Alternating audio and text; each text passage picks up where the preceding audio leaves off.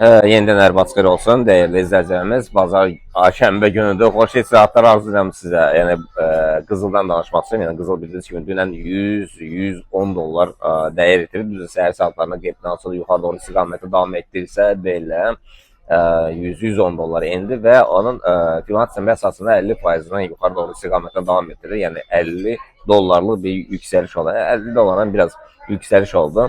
Yəni birinci gün nələr olacaq? Birinci gün 3333-dən yuxarı formalaşmasını gözləmək lazımdır. Əks halda isə satış əməliyyatı 3296-lara diqqət etmək lazımdır.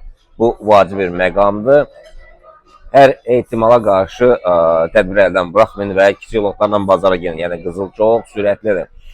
Belə əzizlərim, yəni çalışın şənbə günləri, bazar günləri mütləq istirahət edin. Yəni ən azından dəniz qırağına, yəni xırda bir kiçik bir səyahət götürün ki, beyniniz açılsın, sakit bir həyat tərzi sürəsiniz. Yəni traderlər, peşəkar traderlər üçün bu təcrübəli traderlər üçün mütləq vacibdir ki, istirahət etsinlər.